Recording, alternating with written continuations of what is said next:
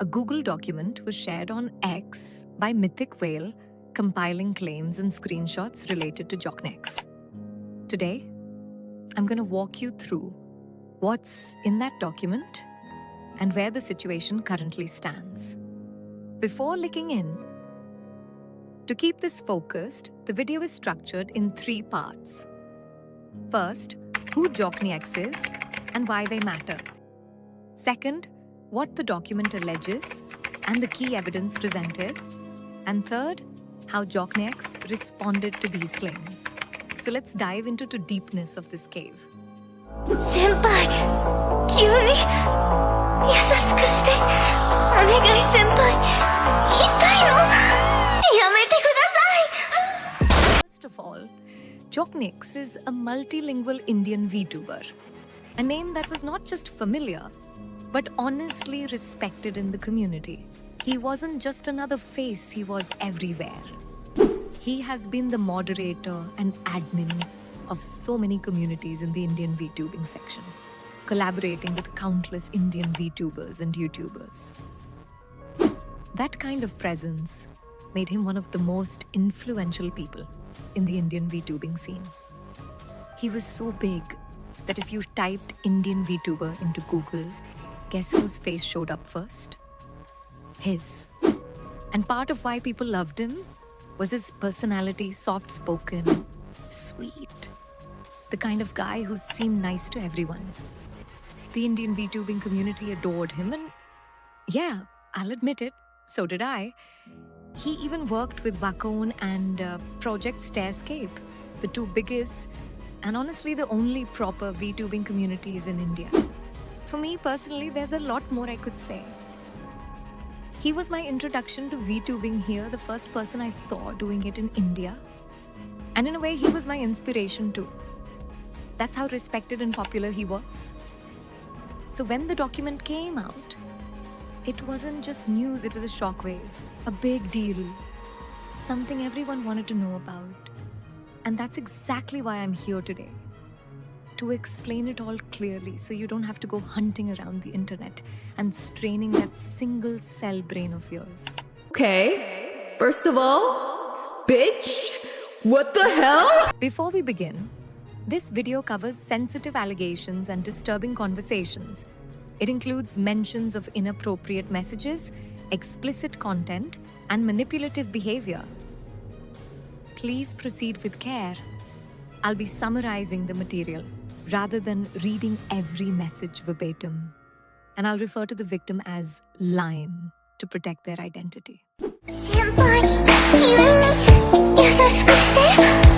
お願い先輩、痛いの。やめてください。 First of all, the publisher of this document mentioned that this document is written on behalf of the victims that have come forward, as they would like to maintain their privacy and move on from this incident. Do not spread the names of the victims, even if you believe you know who they are, since all they want now is peace. The conversations in this document were from 2021, involving Joqnix, who was 20 at the time, and another individual who was under the legal age. These interactions happened almost daily and continued for hours over text and calls. During this time, Joqnix would confide in the minor about his various desires, fetish, and personal struggles. In the first screenshot, Joqnix is talking about his past, in which he gets turned on by thinking of choking hard, and he mentioned that he likes that a lot. In the second screenshot, Lime was showing her supportiveness towards Joqnix and said she was looking forward to his journey as a femboy and being supportive even if he wanted to be a girl because he was a bottom. Joqnix leans into the conversation, discussing bottom and top dynamics. The second screenshot even shows them slipping into role play, crossing past normal conversation into something more suggestive. But in the fourth screenshot, Joqnix acknowledges that if these chats get leaked, he will be marked as a pedophile. The chats continue. In the sixth screenshot, Joqnix talks about his past and then mentions concerns about the other person being underage. In the next screenshot, He says that speaking to Lime like this might make him appear like a predator, though he claims he only wanted friendship. The document's publisher notes that while forming a close bond with the underage individual, Joqnix avoided using the word relationship, but still acted in ways that suggested expectations beyond normal friendship. For example, sending couple-style images, making suggestive jokes, or showing jealousy when they spoke to other male friends. These are not typical behaviors of simple friendship, especially with someone underage. But things did not go well from here. Because in screenshot 8, Joqnix accepts and confesses to Lime that he has fallen for her. In reply, Lime is looking forward to it and says even if anything goes wrong, she's never going to leave Joqnix's side. In the next screenshot, Joqnix said he did not mean to be possessive. He just felt jealous whenever Lime talked to her male friends. Then the publisher wrote that the two victims were both manipulated into hating each other. On the outside, Joqnix would hold each at a distance and act like there was nothing going on. Yet in private chats to each of them, he would treat them like they were the only one and shared a special bond. Any problems that would occur would be said to be their fault. The two victims were only able to fully come to terms with the manipulation now. Moreover, these are just two victims that have come forward. There have been many more, but all of them are too traumatized by their whole experience to want to associate themselves with anything, even remotely close to Joqnix. Now let us move on to the 10th screenshot, where Joqnix further explains how he feels so jealous, abandoned, left out, and empty as well. In reply, Lime tries to convince him and calm him by saying that he is the cuter one, and still accepts that he's just a friend and nothing else. In the next screenshot, Joqnix says he misses those days sleeping in voice call with Lime. And in reply, Lime says, lol, it did feel a little weird. And Joqnix replies that he is lonely too. In the 13th screenshot, Joqnix is apologizing to Lime, saying he feels broken and guilty for failing her, regrets not being there, but is thankful that Lime did not cut him off. Joqnix calls Lime irreplaceable and says he felt he had to express these feelings. In the 14th screenshot, Joqnix tells Lime to be kawaii and addresses her as waifu. In reply, Lime addresses him as husband Kyun. In the 15th screenshot, Joqnix and Lime are having a playful and flirty conversation, yet it remains light-hearted and wholesome, adding charm to the moment until Joqnix sends a flirtatious gif of Rory Mercury from the anime gate. The W waifu, but the GIF is not meant for minors.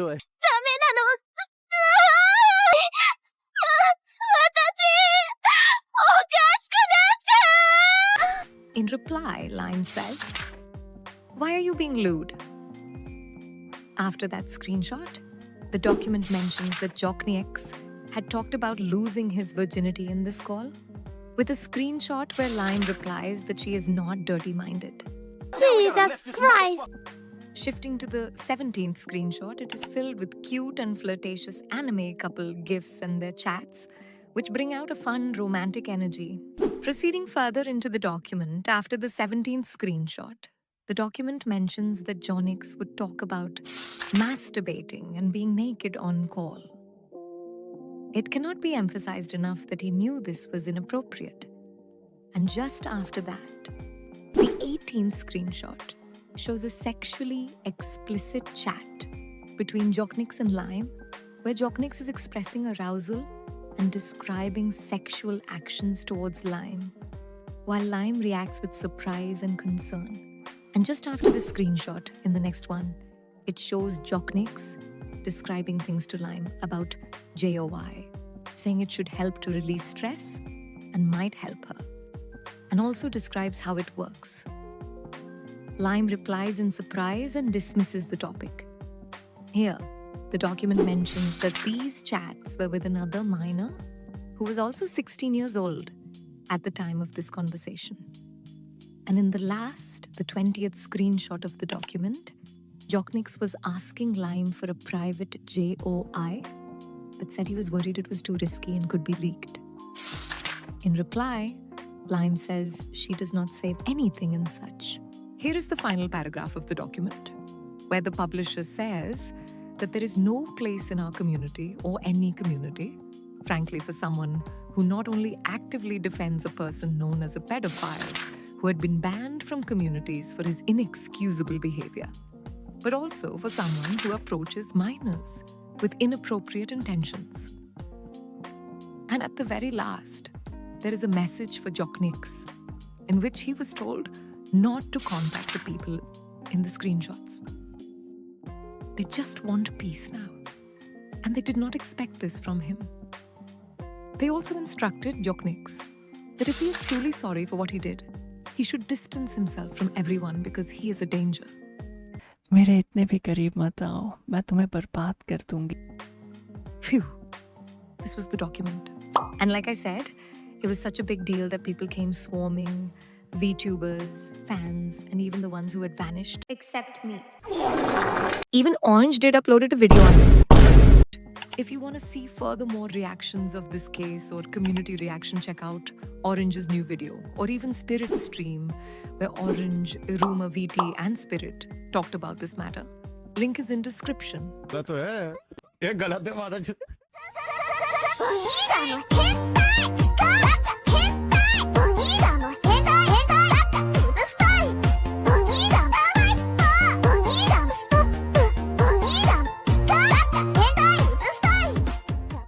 After that document on Joqnix, just a couple of days before his lawyer, actually its legal advisor, posted something about this matter. So let's dive into that one too.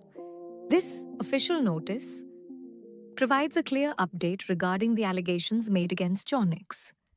Verified sources have confirmed that Joqnix himself will be addressing the matter with a public statement next week through his official channels, Discord or social media.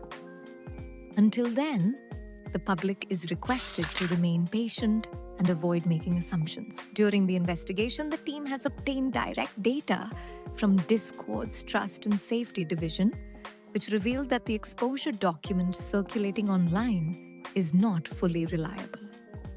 According to the information, 1. The complete chat history between Joqnix and the alleged victims has been retrieved. 2. Discord has provided all chat logs without omissions, ensuring nothing has been hidden. 3. On reviewing both the official chat data and the exposure document, several irregularities were found. Messages deleted to create false impressions, certain edits made to mislead, and even indications that image editing software may have been used to manipulate screenshots. The notice further clarifies that these findings are still under confirmation, and conclusive evidence is expected within the next 72 hours. The public is strongly advised to keep these points in mind and not spread misinformation until the official statement and evidence are released. In short, this update stresses patience, caution, and reliance only on verified sources, while the investigation proceeds toward its conclusion. Hey yo, who's this? Jock, is that you? Camera उधर पे जरा देखना. That's the story up to this point. There's more, but I'll keep that for the next video. Until then, take care, stay safe, and stay healthy. And let this be a reminder, don't sleep with minors in VC. You have good day. I am a very responsible streamer. Don't drink and drive. Enjoy. Have a lovely day. Bye.